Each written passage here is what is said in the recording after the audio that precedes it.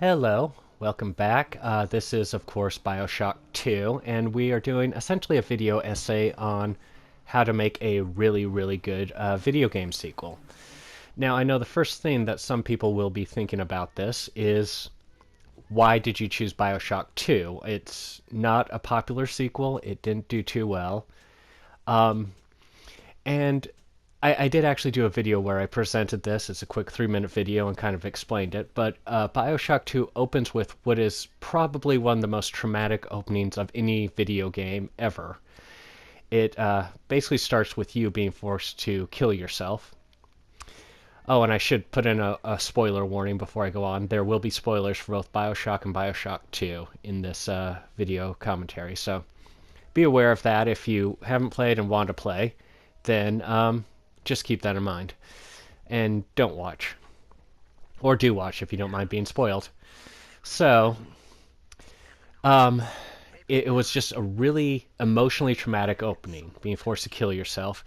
And really, it's one of those very rare circumstances in a video game where you die and it's not through anything you've done. It's basically your own stupidity gets you killed in every video game you play. But at this point, you didn't do anything wrong. You were just you actually couldn't do anything while you watched your basically the character you're playing be forced to kill themselves, and it's an emotionally traumatic moment to start a game on, and that affects people. And it's much like Star Trek 3, The Search for Spock, is actually a pretty good movie if you view it objectively. But a lot of fans rate it really low in the Star Trek movie series because it contains two of the most traumatic Star Trek moments of all time are in that movie, and they come one after another, and it's just an emotional shock to watch. And that does really affect people. So, that's why I think a lot of people don't like Bioshock 2. And an interesting thing about it, though, is that even though it's not mainstream, it has a very strong cult following, which is a good indicator that while it may not be popular, it's well made and actually a very good, very solid game. Just as an indicator. So anyway, how to make a good video game sequel. So sequels have always been a problem, and generally speaking, in most genres, or mediums, I think is a better word than genre, because, so whether it's a movie, a book, anything like that, sequels generally don't do too well.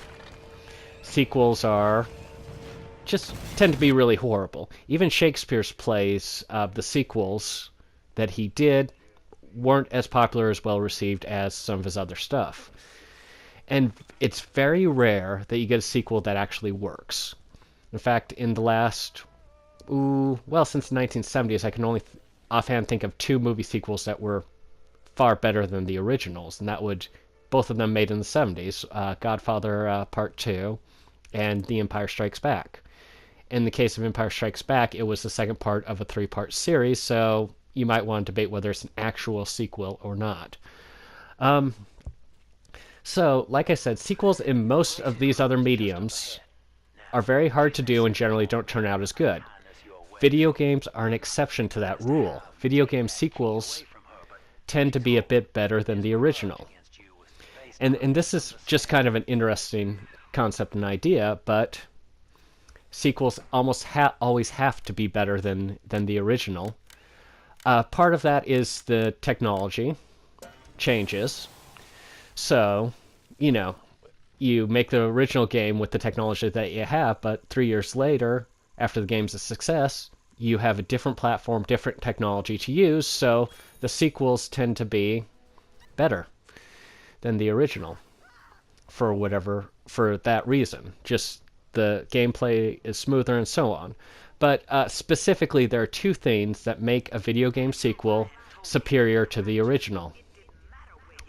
Now, the first thing is refinement. I've already spoken of the refinement of technology. You use a better technology for the sequel. But what I'm talking about is the gameplay refinement. So when you come out and you play a video game, there are things that kind of stutter your play, which the creators generally don't realize are in it until after a lot of people have played it and they've heard back from a lot of players, not just, the small select few that test play it, but a lot of players come through. And they find ways to make the gameplay smoother or to work a lot better.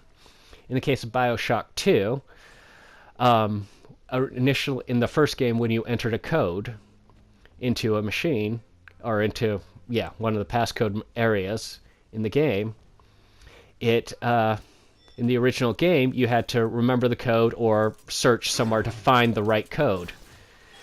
In the sequel, in this one, the code, if you've seen the code somewhere before, it's presented on screen, so you can easily enter the code. And another example would be in the battle sequences in the game. In the original, you could either use your plasmids or use your guns. In Bioshock 2, you can use both at the same time. It just makes the fighting, combat, a bit easier. And in this one, as you can actually see from what we're doing now, you had the video camera instead of the stationary camera, so you didn't have to pull out the camera at an awkward moment to try and get a good action shot to get later benefits and rewards. You just start the video camera running, and then you just go ahead and do the fighting.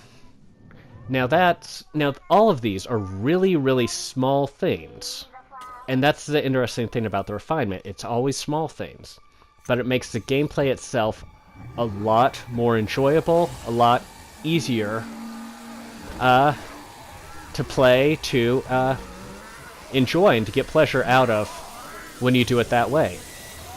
So it does make for a much smoother, I think is the right word, smoother gameplay. And Bioshock 2 did an incredibly good job with this. It's pretty much all these little details that occurred in Bioshock 2 are far more enjoyable than in the original Bioshock, far easier to control and to use. Well, I'll come back to this point later. I'll move on to the second part of this gameplay, or of this of why sequel's better, and that is the concept of escalation. Now, escalation is basically, well, let's go back a little bit to explain kind of how they did the escalation in this game. We have to go back to the original game. Now, pretty much all the fans of the original game agree that the worst level in the original Bioshock is when you disguise yourself as a Big Daddy. You get no real advantage from it except for a small, well, it's not a medium-sized armor bonus. That's all you get from that from becoming a Big Daddy. You don't get to use the drill arm. You don't get to use, you don't seem to have all the advantages that Big Daddies have. And it was a disappointment to most of the players who enjoyed it. So, in a brave move, Bioshock 2 decided to have you be a Big Daddy for the entire game. And as you can see, they started you with your first weapon is the drill. So it was a great start to the game, but they ran into a problem in that when you play, well, the Big Daddy was the ultimate villain in the first game. He was just very tough, very hard to beat, and much, better fights with Big Daddies than even with the main villain of the game. And, so they start you out with probably the best villain of the original game, playing as a Big Daddy. So where did they go from there? How do you have it play out, a sequel play out, with where you are where you're actually the toughest villain from the original game? And the solution to that is escalation. There's actually a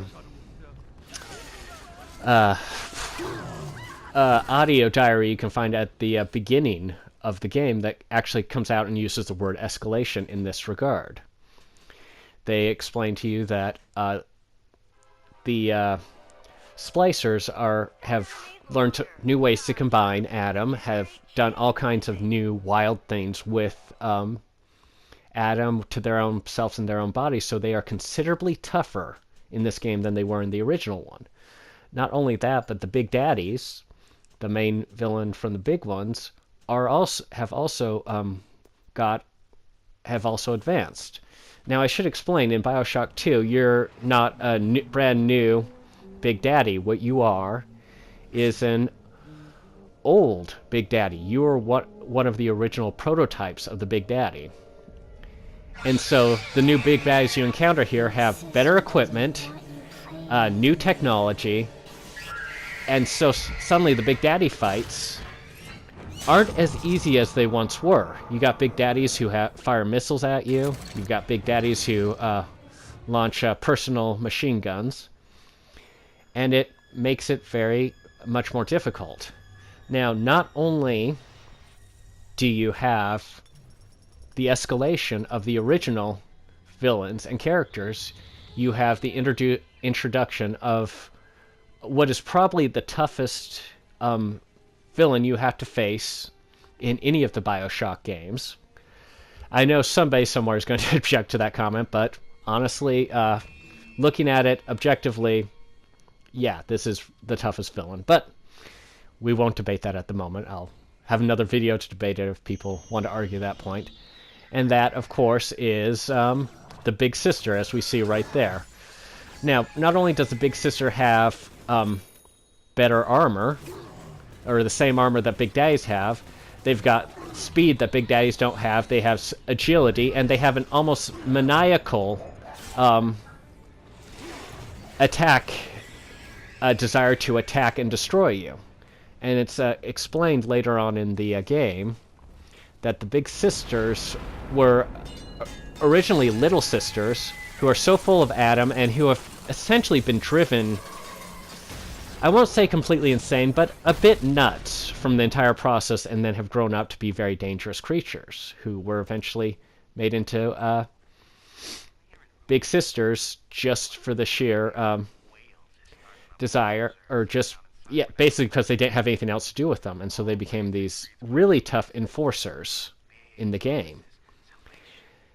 And so, yeah, that's exactly what I mean by escalation. And this game did a great job of just pushing this escalation, making the enemies much more formidable. So while you're a lot tougher than Jack, who you play in the first game, your enemies are also a lot tougher.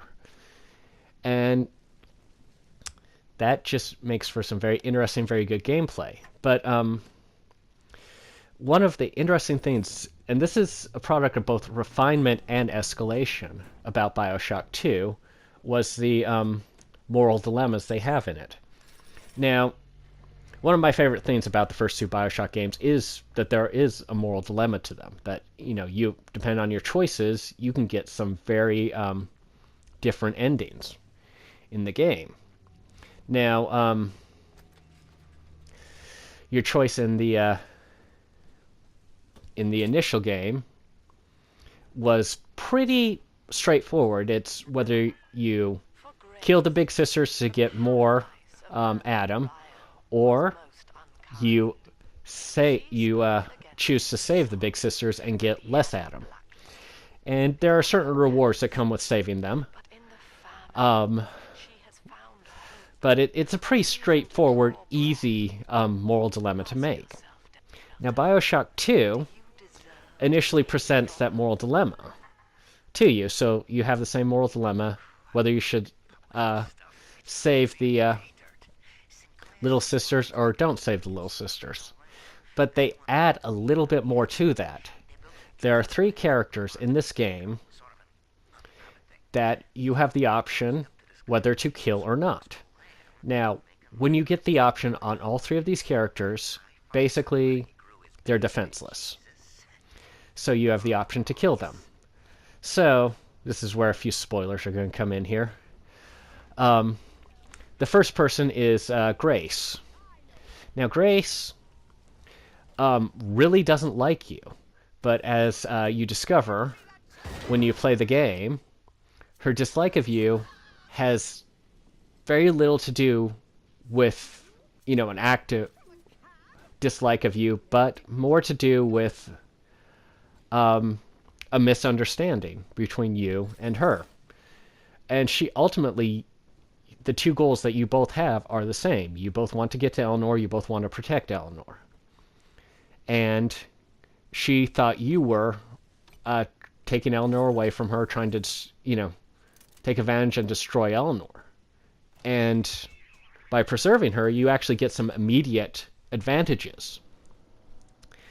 She sends some advanced machines to help protect you as you leave the area, and then in the next level, she sends you essentially a care package, which has some equipment that you can use in your fight and in your battle. And that makes so that decision is super simple.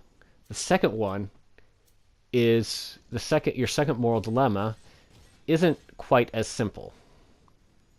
Indeed, it is pretty darned difficult of a moral dilemma to make. It has to do with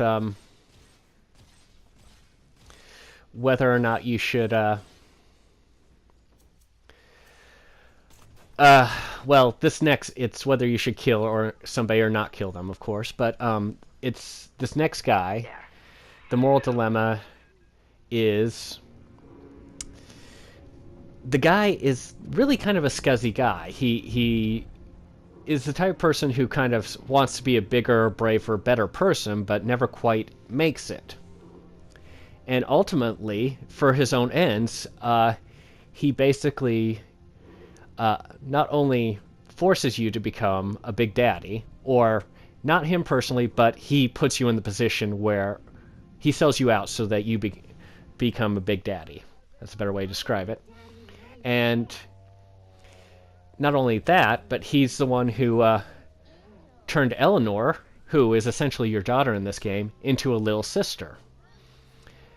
And sold you all out. And not only that, what he did later in the game, or later after he sold you both out, he took over this area run by Sophia Lamb, who's the main villain of the game, and pretty much used it for his own hedonistic ends. And then when it was discovered that Sophia Lamb was returning and she would find out what he'd done, he sabotaged the area, flooded it completely out, and killed everybody in it. So this is not a good guy. Okay, not only has he personally hurt you, he's personally hurt your adopted daughter. He's also, killed many, many people. Now, admittedly, there are people who, had they lived, would be trying to kill you, but that's really no excuse. He did it for his own ends and to his own purpose. And as such, it becomes a lot more difficult to look at him and say, okay, this guy deserves to live. And not only that, but when you go up to, when you have that option to kill him, even the main villain is saying, yeah, I know exactly what he did. Whatever you want to do to this guy, it's all cool. Go ahead, kill him, destroy him, and take him out. And so it's like pretty much everything, all your instincts, all the things you're feeling about doing to this guy is to destroy and kill him. And even the main villain is like, dude, do whatever you want. Which is probably not the best endorsement that you should kill him, but it makes it a little bit more challenging whether you should kill this guy or not.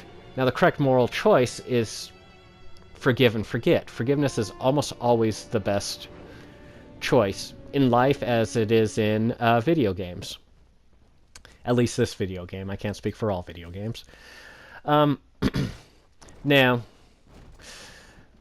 the final moral decision is the most challenging of all. So, a character in it,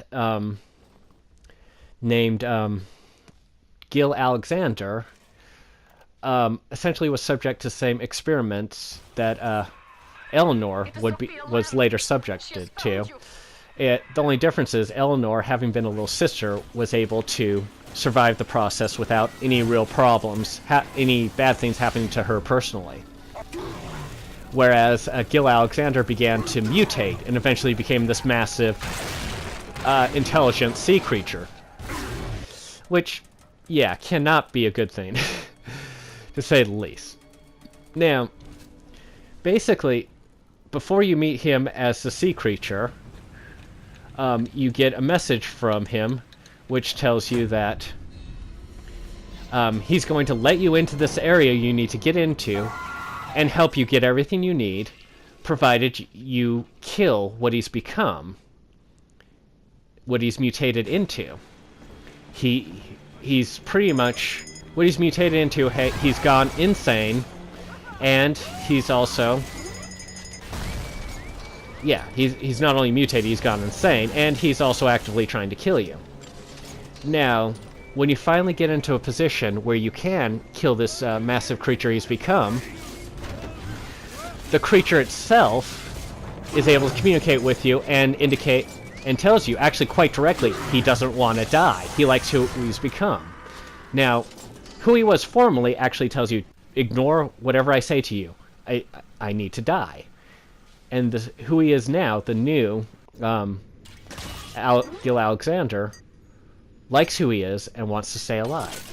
Now this is such a complex moral dilemma, I honestly don't know what the right answer is, whether you should kill him or not kill him. And it's such an intriguing concept when you play a video game and come across that sort of moral dilemma, that sort of challenge to what is the right thing to do. And it is interesting to note that in interviews, oh shoot, the names escape me. The guy who made the original one. It'll come to me after I've made this video, as it always happens. But he had noted that there were several things he would prefer to do. He had wanted to do in the original Bioshock, but wasn't able to because of budgetary constraints, because of several other issues and problems with the game. Time and budgetary constraints, basically, is what they come down to. One of them was he wanted a much more complex moral dilemma, which obviously they did in Bioshock 2. And there were a few other things that were actually done in Bioshock 2. So, it's interesting to note that they did everything that he wanted done in the original game was done in Bioshock 2. And I think that in and of itself speaks a lot to the game, when the second game is able to do what they wanted to do in the first game, but were not able to. And so, it's really those three elements put together that makes for a really good, really interesting sequel to a game. What makes a sequel really, really good. And I just have to say, I think they succeeded well beyond measure in Bioshock 2. So, to review, they have the refinement of the original game. That's done with the new technology that has appeared, as well as refining the gameplay itself. They escalate things, so that's done on multiple levels. First of which is, they escalate the people they escalate the main character, they escalate the people you face, the villains, I should say, and they escalate the storyline. It becomes more personal, if possible, more intense. In this case, the fact that you're essentially searching for your daughter is much more intense than Jack's journey to in the original Bioshock, although I agree they're both pretty darn intense experiences. And there's the combination of these two, which resulted in the moral dilemma that is far more complex and far better than was done in the first game. And finally, the final thing that was done in this sequels, and this sequel in particular, was that they did all the things that they had initially wanted to do in the first game, they were able to do in the second game, and as such they were able to make a much better gaming play experience than could be had in the original.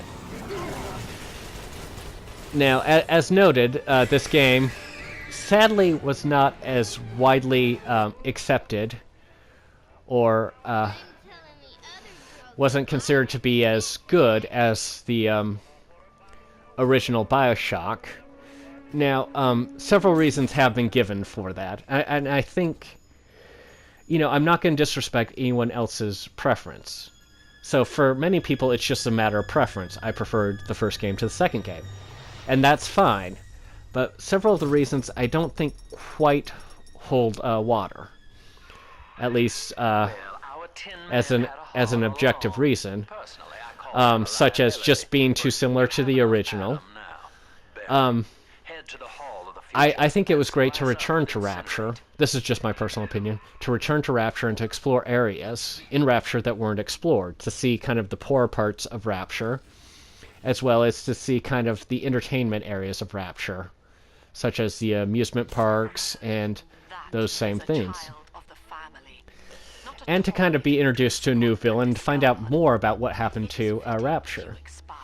Now, I'm going to add another thing that they did in Bioshock 2 as compared to Bioshock 1.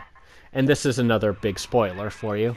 In Bioshock 1, Atlas is your friend for a good chunk of the game until you pretty much discover he's been using you, and you know, he basically turns on you and nearly destroys you. And then he becomes the main villain in Bioshock. Now, in Bioshock 2, they set up the character of Augustus Sinclair in nearly the exact same position. He was someone who, you know, comes in. You're told almost from you find an audio from nearly the beginning where it says, yeah, we can't quite trust this guy. And then, of course, towards the end, you basically go into the game fully believing Sinclair's going to betray you like Atlas did. And it comes as a surprise when he doesn't. And in fact, at one point, he gets captured and is turned into a big daddy. And you're forced to fight him. And it actually is kind of a sad experience when you're actually forced to kill him. Not because he didn't betray you, he's being forced through conditioning to fight you and actually ask you to kill him. And it's reminiscent of Gil Alexander asking you to kill him, and it's a very emotionally intense little moment there.